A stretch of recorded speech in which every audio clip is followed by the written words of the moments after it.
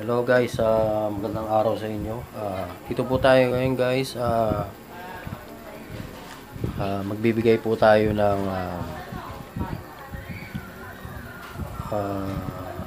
basic troubleshooting. Ah, yung parts ng isang circuit. So pag sinabing isang circuit, may mga parts po yan. Meron po siyang mga terminals na dapat po nating alamin. Hindi po tayo magbabanggit ng pangalan ng isang circuit kung saan siya gamit. Pero I hope you guys na makatulong ako na gagawa tayo ng isang circuit para madali nyo maintindihan kung paano ang troubleshooting technique. So umpisa na natin kung para hindi po tayo magtagal. So gawa po tayo ng circuit guys. So ngayon guys, sa panahon ngayon, masyado na pong high tech, no? Ang mga pyesa ngayon SMD na, at halos puro IC na, sa dami ng gamit ng circuit, sa dami ng circuit. Yung technology ngayon masyado ng advanced, masyado ng mataas. Pero nowadays, dati ganun din yun, kaso dumami lang ang pyesa, nadami lang ang pyesa, hindi na magkakasya kung gagawin pa nila na katulad dati yung isang circuit puro pyesa tapos wala namang ganong IC. So ngayon babalik tayo sa basic, pero pwede nyo rin i-apply ito ngayon sa technology ngayon. So kunwari ito yung isang circuit. So, gagawa tayo ng isang IC. So, anong muna natin gawin? Hanapin sa kanya. So, syempre, hahanap tayo ng B plus niya.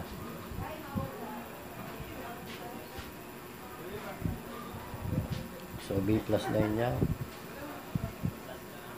No? Syempre, 12 volts yan. So, syempre guys, 12 volts DC yan. At syempre, hindi dapat mawala yung ground. Kuha tayo yung ground niya, guys. So, yan. So, may ground na tayo. Sa isang circuit, hanapin natin unang-una yung 12 volts DC. For example lang yan, guys, ano? Pwedeng 24 volts yan, pwedeng 18, pwedeng 5 volts.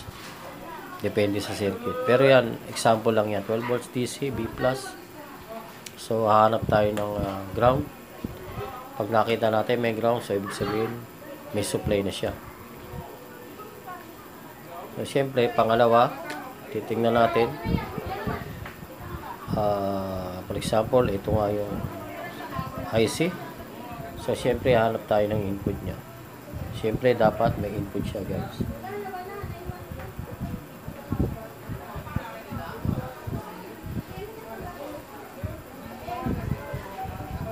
Hirap palang gumawa nito guys. First time ko maguguhit ng ganyan. Siyempre, pag may input, hahanap tayo ng output.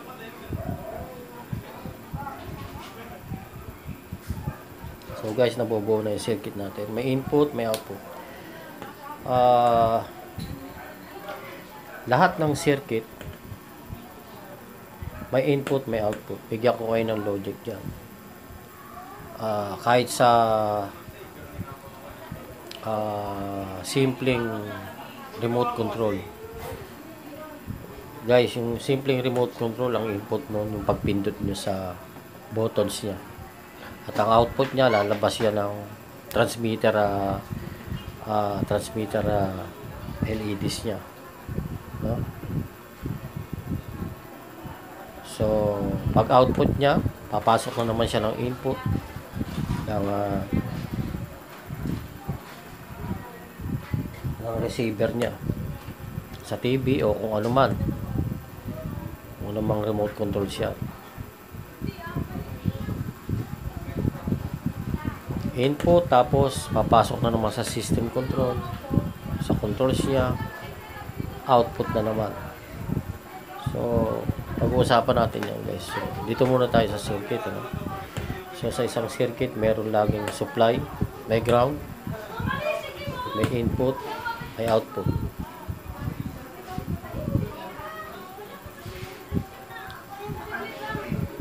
So kung may makita kayo dyan na mga pyesa na nakaganyan, mga nasa labas, kunyari capacitor guys. So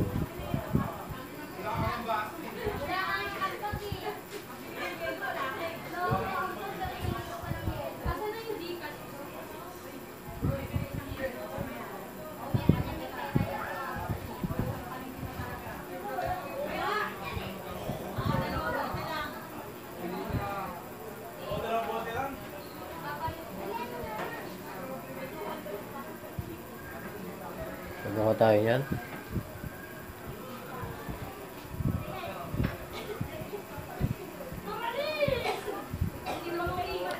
So nakabuo tayo ng circuit guys.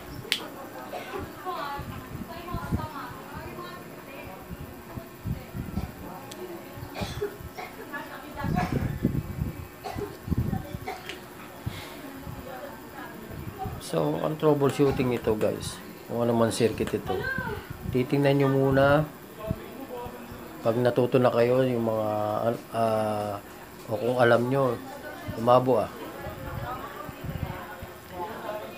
o pagka alam nyo na yung tawag sa isang circuit o marunong na kayo, so una-unang troubleshooting yan, visual nyo muna, visual inspection. So pag may sunog na resistor, dagdag tayo ng circuit. So pag may sunog na resistor, magiging basehan yon kung saan ang troubles, no? Saan ang troubles niyan. Kunwari, nakakita kayo ng isang resistor sunog. For example dito.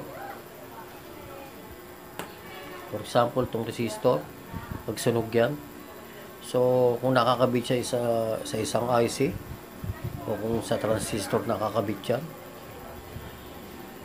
ang magiging sira lang yung guys, yung katabi niya, ang kasunod na sira ng resistor at itong capacitor. Kung nasa loob nito transistor siya, pwede natin sabihin na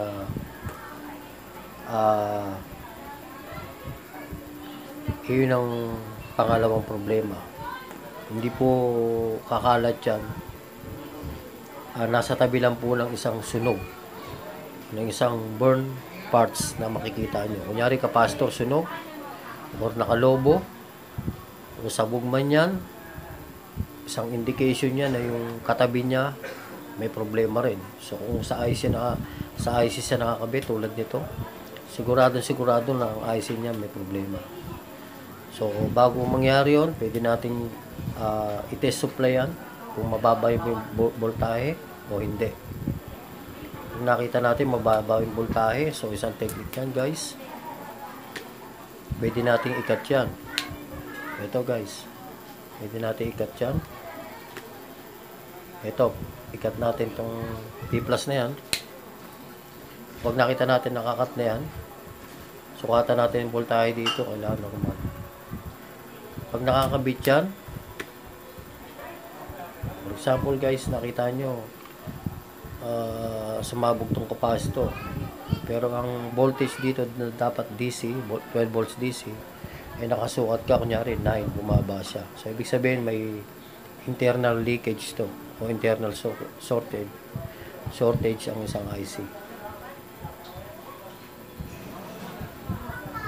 So kung nakita naman natin 12 volts DC dapat yan, medyo mataas, no? Pag kinat natin uli, tapos nakita natin to naging 13 volts yan,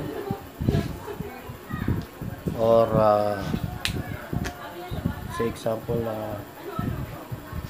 13 volts yan, tapos nung kinat natin naging 13 volts pa rin. So lalabas may open dito sa pagitan nito, may open dito sa loob ng pyesang ito. So next time guys, pagka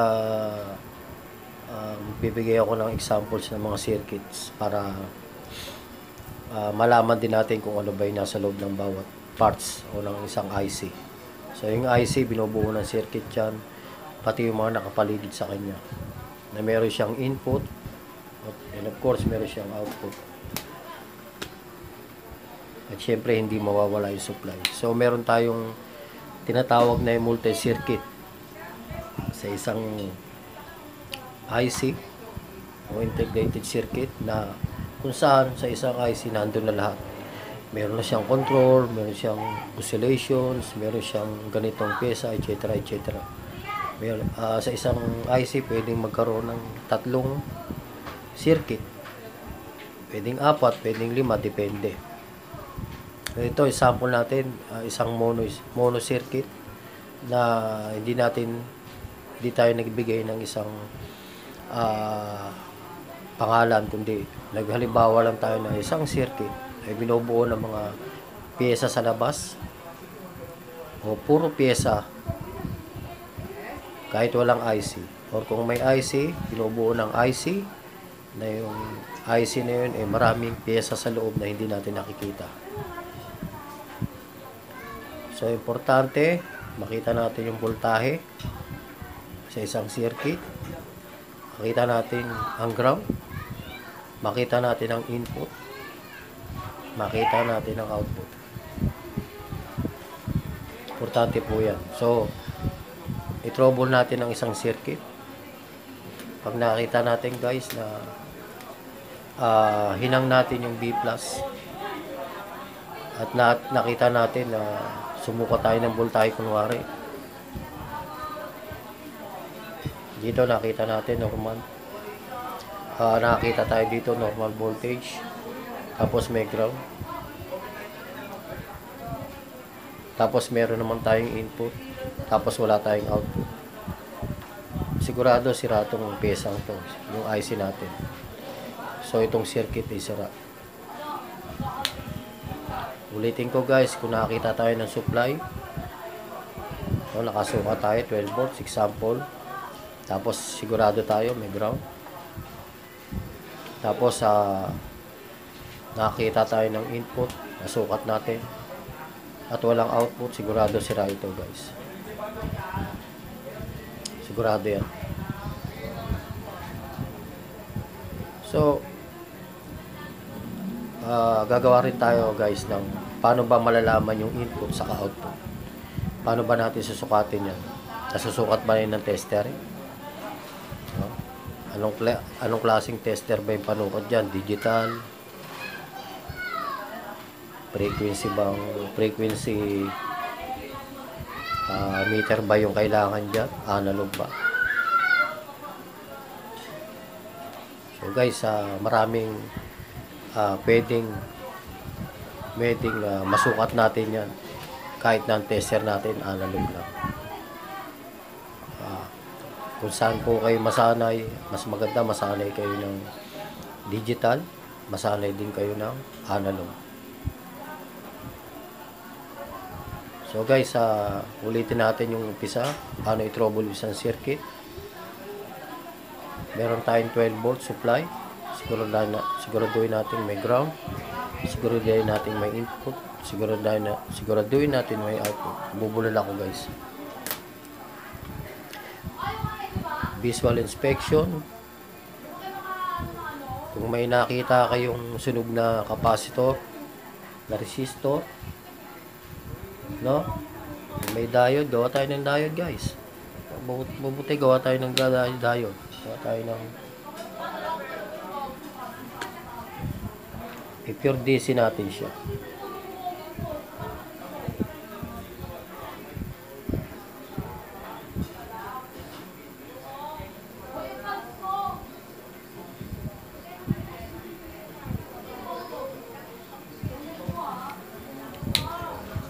Yan, pure DC na.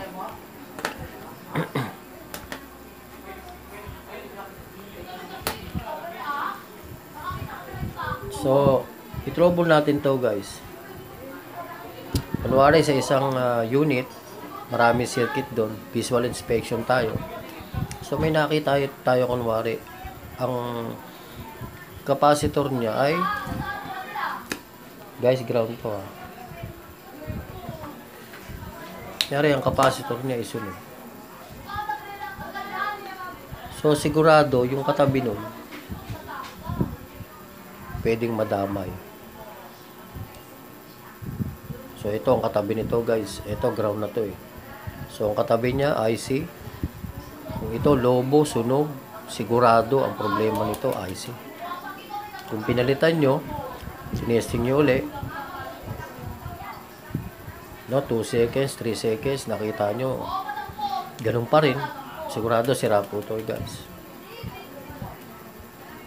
Kung dito nyo nakita yung sunog o yung sabog na capacitor. Example guys, sukat ka dito ng B+. Sa isang IC, nasukat mo rito, mababa, imbis na 12 volts, nakita nyo 9 volts. So, ang technique dyan guys, ihang nyo lang. So, ihang natin. So, nakaputol na guys. Ihang nyo lang. Gamitan nyo lang ng desoldering tools yan. Pag nahang nyo, nakita nyo, naging normal to. Let's say, for example, 9 volts na siya, or mas mababa pa rin. Tapos, yung hinang nyo, naging 12 volts.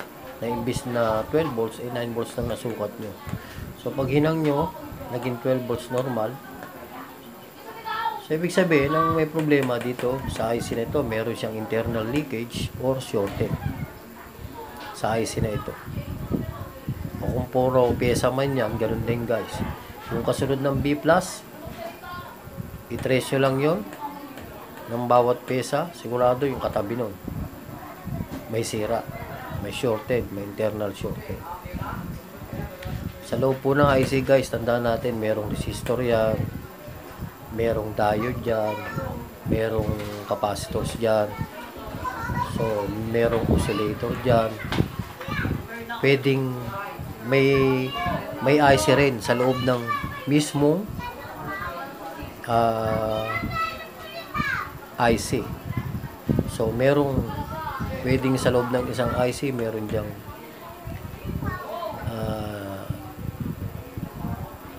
maraming circuit pa, no? Tulad ngayon, yung mga ngayon sa digital technology, sa isang IC, baka hindi lang 5 ang meron sa isang IC sa dami ng controls niya, sa dami ng function. So balik tayo guys, nakasukat ka ng 9 volts dito. Tapos nung hinang mo nag normal, sigurado guys sira itong IC ito. Tandaan nyo yan guys. Ngayon kung nakasukat ka naman ng normal, nung nakakabit pa ito, siguraduhin nyo naman guys na may ground. Baka mamaya nakahang yung ground yan, no? Sorry. Pag nakahang yung ground yan, nagkakataon yun, wala palang ground, ang trouble pala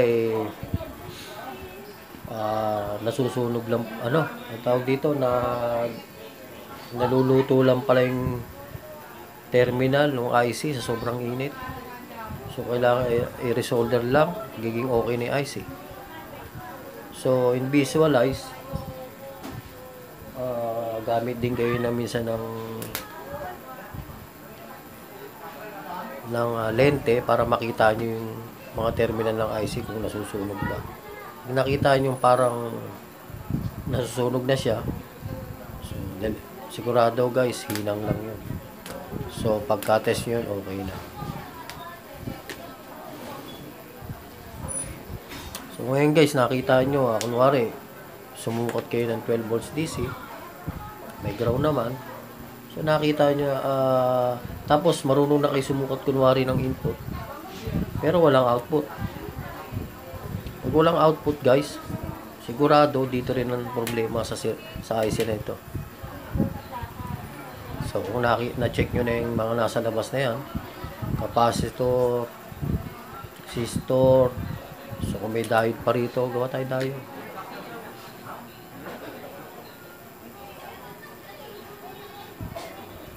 Yan.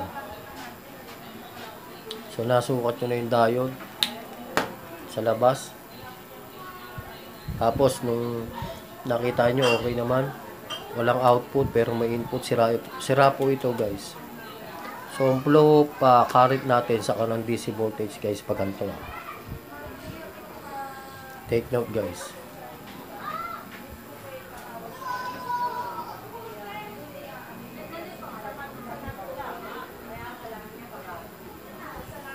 Hirap pala magsulat, ano? Siguro papantay din to sa susunod. So, yung flow of signal po natin, tandaan natin pag ano. Diba? Ulayin nga natin. Hirap. Sesya na kayo guys, first time to ha. Susunod, gaganda rin ang sulat ko. Ito guys, flow of signal natin.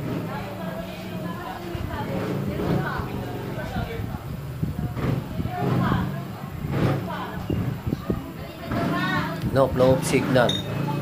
So, syempre, pwede rin natin sabihin, ito, wala po to sa theory po. Hindi po ito na ituro sa palagay ko. Pero, sana, pagpauminin nyo po,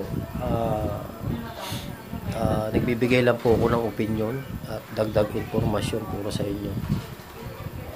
Hindi ko po sinasabi na magaling ako dahil alam ko mas marami pong magaling na Pilipinong technician. Ako po ay retirado na. Magdadalawang taon na po akong retired sa electronics pero almost 20 years, 25 years po akong naging technician. Hindi ko na po sasabihin kung bakit nag-retire na po ako. So gusto ko lang po makatulong sa iba, sa mga baguhan dyan. At salamat po at binigyan ako ng pagkakataon ng panahon na makapagbigay informasyon sa inyo. Lalong-lalo na sa mga baguhan. Isa-isayin natin lahat yan pagkatapos na ito. So, balik tayo guys, flow of signal. Siyempre, ito yung hindi nyo makikita sa theory. Siyempre, yung flow of DC voltage natin, pag ganun din. No?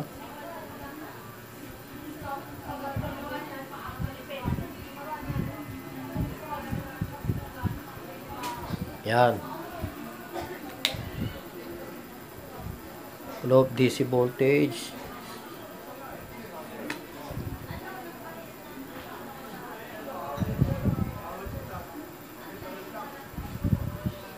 So, ito guys, flow of DC voltage. Bakit? Yung 12 volts po kakain ng voltahe yan. Hindi man mabuwasan to guys, kahit na galing siya sa regulated power supply, galing ng secondary B+. Lahat po yan kakain ng voltahe. So, lahat ng output yan, may masusukat kayo dyan. So, yung 12 volts, lalabas po yan, mabababa na rito. Pag ganito po yan.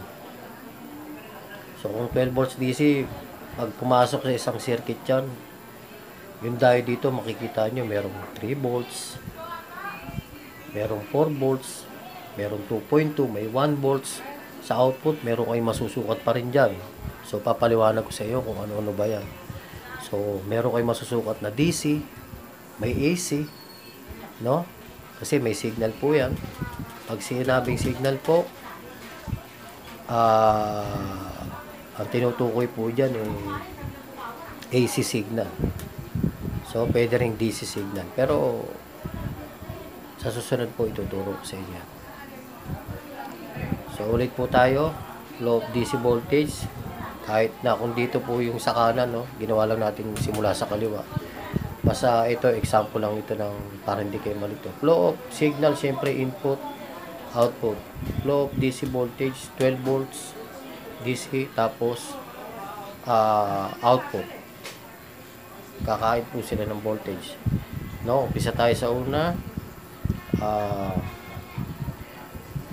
Meron tayong tinatawag na visual inspection pagdating sa troubleshooting.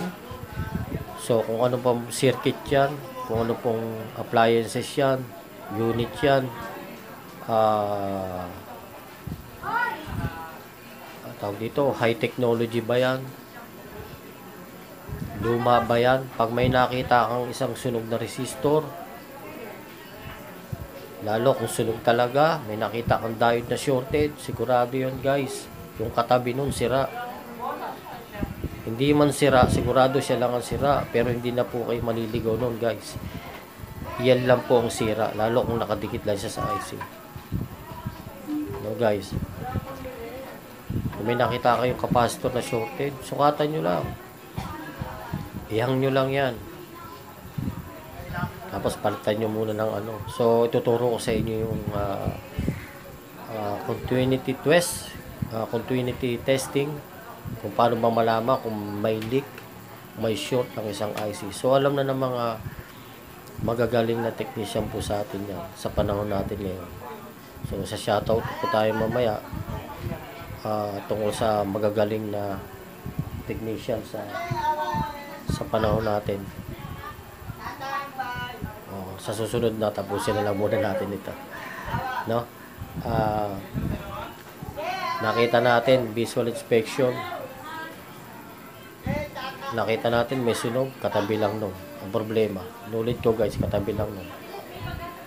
No? Palitan nyo lang yung sunog na problema, sukat kayo ng ikabit nyo lang. No? Sukatan nyo ng voltage sa output. Pag mababa, ihang nyo lang. Pag biglang tumaas, sigurado may internal shorted o leakage sa pyesang ito or sa circuit na ito. Sigurado, iyan po ang sira. Lalo kung pagsukat nyo rito, imbis na 12 volts po. So guys, kung pagsukat nyo 12 volts, pababa 9 volts, nag-iinit yung pyesa. So, yung pyesa po guys, normal na mag-iinit yan. Ano? Minsan normal, napakainit yan. Pero kung nag-iinit siya, 9 volts, nung hinang nyo, naging 12 volts, naging normal yung voltahe, sinigurado nyo po, may ground.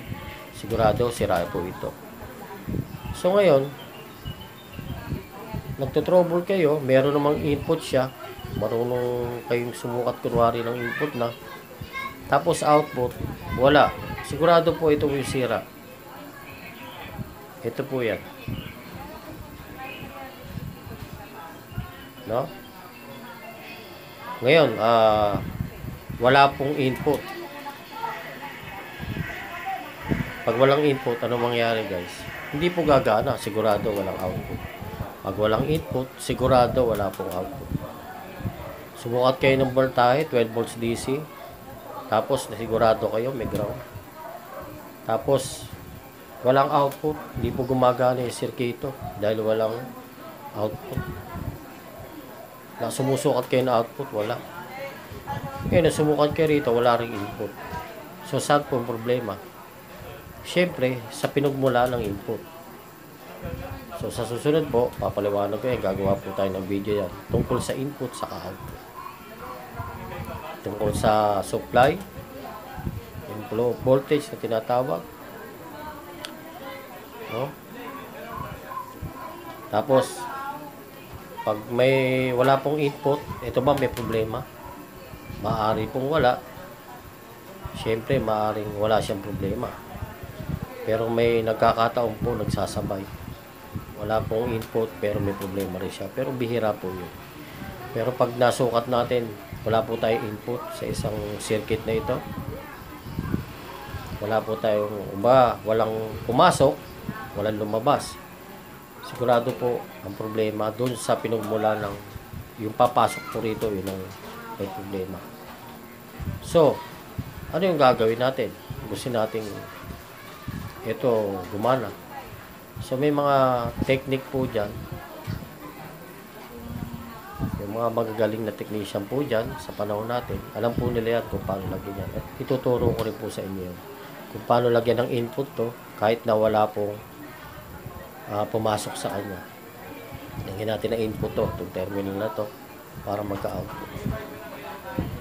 So, input, output, ituturo ko po sa inyo sa susunod. Kasi na kayo guys, masasanay din ako. Dyan muna guys, nag-overheat daw yung cellphone ko. Ano ba yan? Sana maituloy ko pa ito sa susunod. Understanding electronic circuit. So ito na po, low of DC voltage.